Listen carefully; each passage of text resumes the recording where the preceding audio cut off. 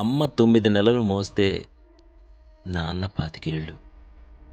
2 సమానమే అయినా నాన్నెందుకో వెనకపడ్డాడు. ఇంట్లో జీతం తీసుకోకుండా అమ్మ, తమ జీతమంతా ఇంటికే ఖర్చు పెడుతూ నాన్న. ఇద్దరి శ్రమ సమానమే అయినా అమ్మ కంటే నాన్నెందుకో వెనకబడ్డాడు. ఏది కావాలంటే అది వండి పెడుతూ అమ్మ, ఏది కావాలంటే అది కొనిపెడుతూ నాన్న.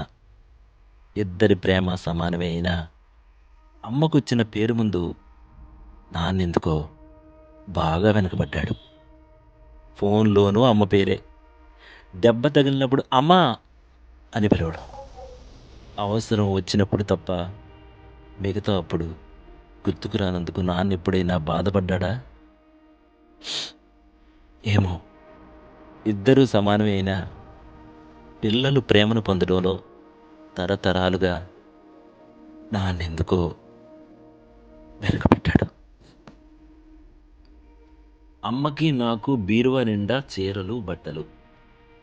నాన్న బట్టలకు దండెం కూడా నిండదు.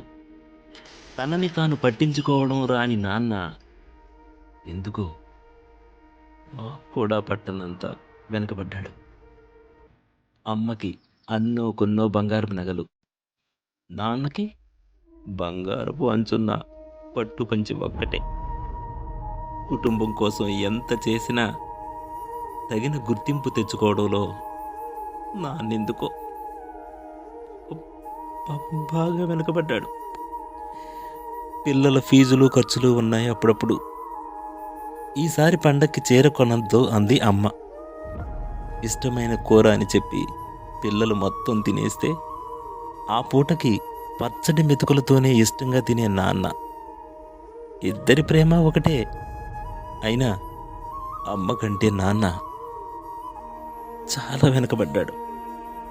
వయసు మళ్ళాక అమ్మ అయితే ఇంట్లోకి పనికొస్తుంది. నాన్న ఎందుకు పనికిరాడని మేము తీర్మానం చేసుకున్నప్పుడు వెనకబడింది నాన్నే. నాన్నెలా వెనకపడిపోవడానికి కారణం మా అందరికీ వెన్నెముకగా నిలవడమే. వెన్నెముక వెనకుండబట్టే కదా దన్నుగా నిలబడగలుగుతున్నాం. ఇదేనేమో నాన్న వెనకబడిపోవడానికి కారణం.